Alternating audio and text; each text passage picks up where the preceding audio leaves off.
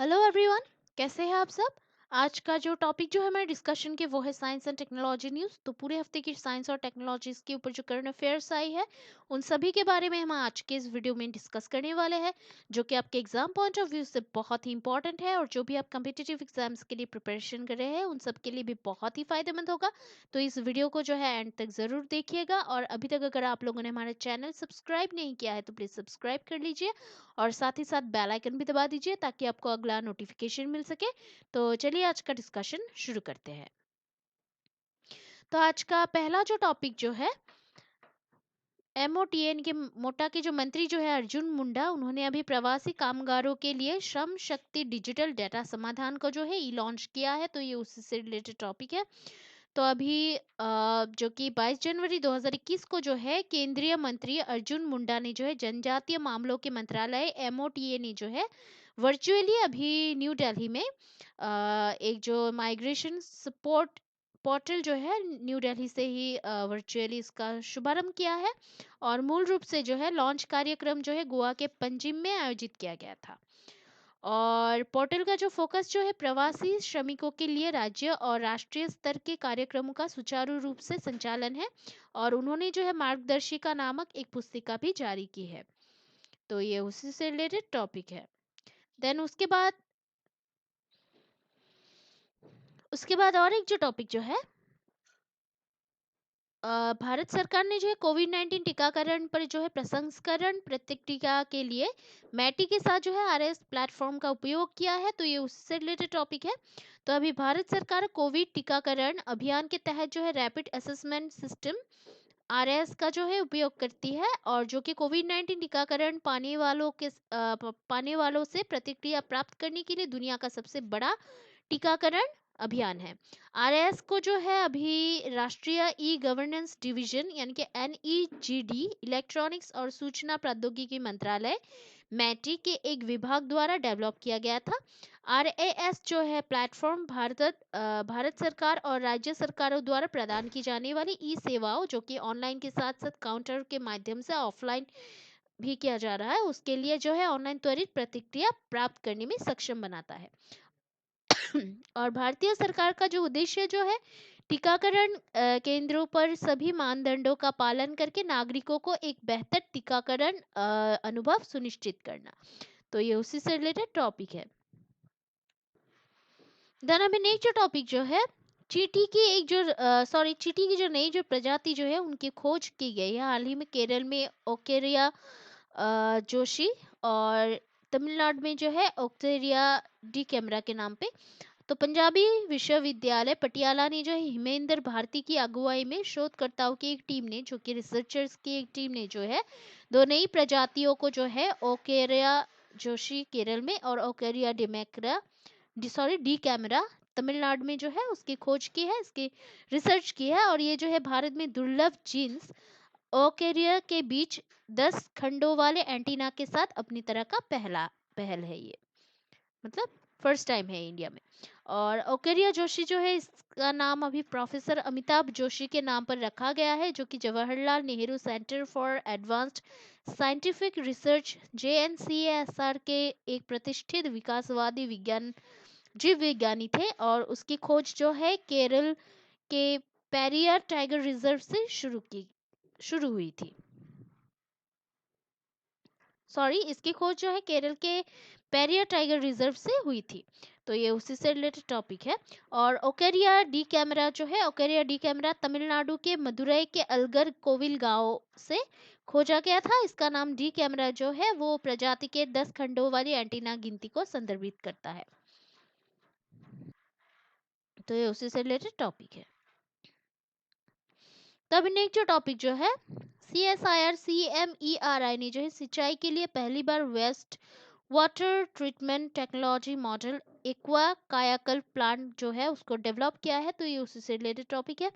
तो अभी 23 जनवरी 2021 को council for scientific and industrial research central building research institute CSIR-CMERI ने जो है पहली बार अपशिष्ट जल उपचार प्रौद्योगिकी मॉडल एक्वा कायाकल्प प्लांट जो है ARP जो है उसको डेवलप किया है। इसका उद्घाटन जो है CSIRCMERI दुर्गापुर पश्चिम बंगाल में के शुभेंदु बसु के साथ CSIRCMERI के निर्देशक डॉक्टर हरीश हिरानी ने किया।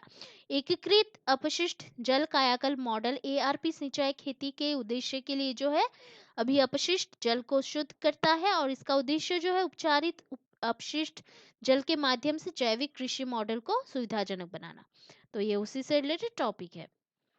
देन उसके बाद और एक जो टॉपिक जो है, स्पेस एक्स ने जो है फॉल्कन 9 द्वारा सिंगल लॉन्च में 143 यानी कि 143 जो उपग्रहों को जो है सैटेलाइट्स को जो है लॉन्च करके नया विश्व रिकॉर्ड बनाया है, यानी कि वर्ल्ड रिकॉर्ड बनाया है।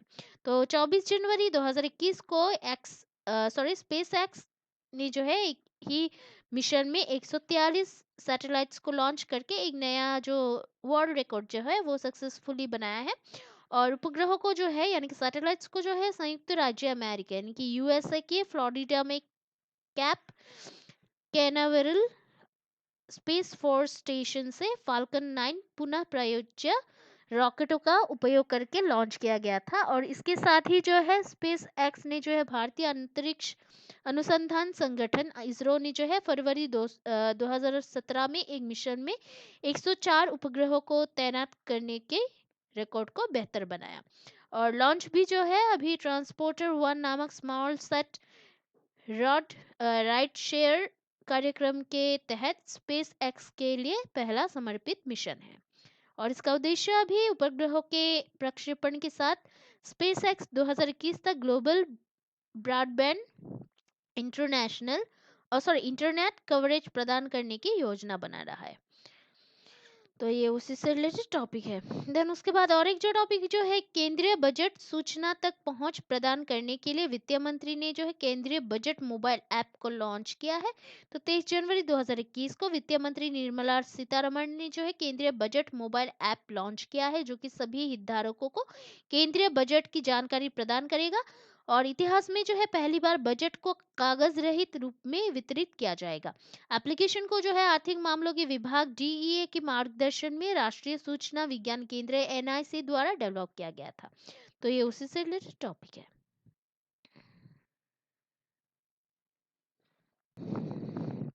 तो अभी नेक्स्ट जो टॉपिक जो है, DRDO ने जो है BEL-BDL के साथ आकाश एनजी मिसाइल के प्रक्षेपण का जो है शुभारंभ किया है। हैदराबाद में जो है एकीकृत हथियार प्रणाली रचना केंद्र का भी उद्घाटन किया गया है हाल ही में। तो ये उसी से रिलेटेड टॉपिक है। तो अभी 25 से 26 जनवरी 2021 को रक्षा अनुसंधान और विकास संगठन DRDO ने जो है भारत डायनेमिक्स लिमिटेड यानी कि BDL और भारत इलेक्ट्रॉनिक्स लिमिटेड यानी कि BEL के साथ जो है ओडिशा के तट से दूर बालासोर की एकीकृत परीक्षण रेंज से आकाश एनजी यानी कि new generation surface to air missile SAM का जो है पहला प्रक्षेपण सफलतापूर्वक किया है। और इसमें जो है 30 किलोमीटर की मारक क्षमता है। और इस मिसाइल को जो है अभी इस मिसाइल का विकास जो है DRDO प्रयोगशाला रिसर्च सेंटर इमारत RCI द्वारा किया गया है। और मिसाइल को जो है 96% स्वदेशी सामग्री के साथ डेवलप किया गया है। उद्देश्य जो है इस मिसाइल को भारतीय वायुसेना IAF के लिए उपयोग किया गया है, जिसका उद्देश्य उच्चतर पैंतरेबाजी से कम रेडर क्रॉस सेक्शन RCS हवाई खतरों का सामना करना है। तो ये उसी से रिलेटेड टॉपिक है। और अभी हैदराबाद तेलंगाना में जो है एकीकृत हथियार प्रणाली डिजाइन को भी उसका भी एक जो केंद्र जो है उसको शुरू किया गया है। तो उपराष्ट्रपति मुप्पावरापू वेंकैया नायडू उन्होंने जो है हैदराबाद तेलंगाना में अभी DRDO के APJ अब्दुल कलाम मिसाइल परिसर में जो है अभी मिसाइल परिसर में एकीकृत हथियार प्रणाली रचना केंद्र का उद्घाटन किया है। और केंद्र सतह से हवा मिसाइल यानी कि SM प्रणाली और बैलिस्टिक मिसाइल डिफेंस यानी कि BMD प्रणालियों के लिए कमांड और कंट्रोल प्रणाली की रचना और विकास में क्षमता बढ़ाएगा। अभी DRDO का जो हेड ऑफिस जो है वो नई दिल्ली में है, और इसका जो अध्यक्ष जो है डॉक्टर G सतीश रेड्डी है। तो ये उसी से रिलेटेड टॉपिक है।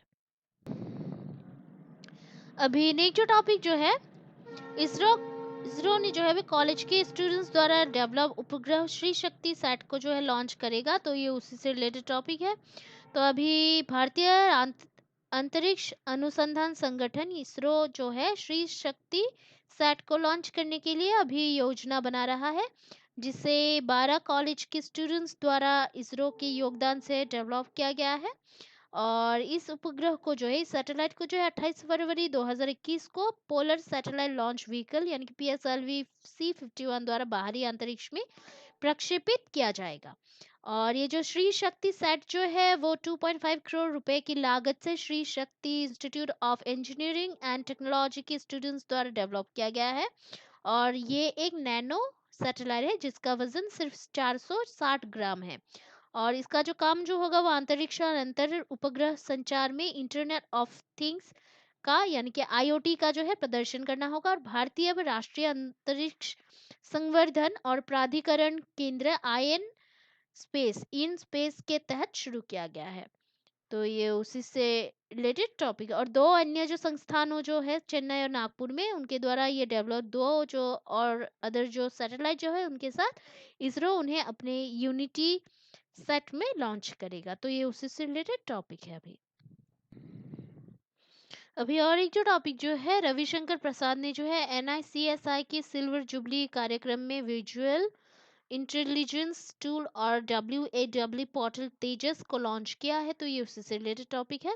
तो अभी 28 जनवरी 2021 को राष्ट्रीय सूचना विज्ञान केंद्र सेवा निगम NICSI, राष्ट्रीय सूचना विज्ञान केंद्र NIC, इलेक्ट्रॉनिक्स और सूचना प्रौद्योगिकी मंत्रालय मैटी के तहत जो है एक PSU ने अपनी स्थापना के 25 साल पूरे होने का जश्न मनाया है। और मुख्य अतिथि के रूप में जो है इस कार्यक्रम में भाग लेने वाले मैटी के जो केंद्रीय मंत्री है रवि शंकर प्रसाद, उन्होंने कुछ मतलब को जारी किया है कुछ चीज को। तो वो तेजस जो है एक विजुअल इंटेलिजेंस टूल है जो कि सरकारी अधिकारियों के लिए डेटा को विश्लेषण और विजुअलाइजेशन में बदलने के लिए डेटा विश्लेषण का प्रदान करेगा, मतलब डेटा विश्लेषण वो प्रदान करेगा। और ई ऑक्शन इंडिया जो है वर्क फ्रॉम एनीवेयर पोर्टल यानी कि WAW, और NIC उत्पाद पोर्टफोलियो जो कि जिसमें सरकार के डिजिटल इंडिया पहल की ब्रांडिंग बढ़ाने के लिए कई उत्पाद शामिल है। अजय साहनी सचिव मैटी, कार्यक्रम के दौरान NICSI के अध्यक्ष राजेंद्र कुमार, NIC के महानिर्देशक doctor Neeta Verma, Tech Mahindra India के मुख्य कार्यकारी अधिकारी CP गुरबानी, नैस्कॉम के जो देवजनी घोष है, वो लोग इस कार्यक्रम में प्रेजेंट थे यानी कि उपस्थित थे। तो ये उसी से रिलेटेड टॉपिक है। तो अभी आज के लिए इतना ही है। कल हम फिर मिलते हैं एक नए टॉपिक के पूरे हफ्ते की करंट अफेयर्स के साथ। तब तक के लिए जो है हमारा चैनल है उसको देखते रहिएगा, लाइक शेयर सब्सक्राइब करना प्लीज मत भूलिएगा। कोई अगर सुझाव हो तो कमेंट करना प्लीज मत भूलिएगा, क्योंकि आपका जो सपोर्ट है वो हमें बहुत ही मोटिवेट करता है हार्ड वर्क करने के लिए। So please keep watching our videos, like share and subscribe. Take care, जय हिंद।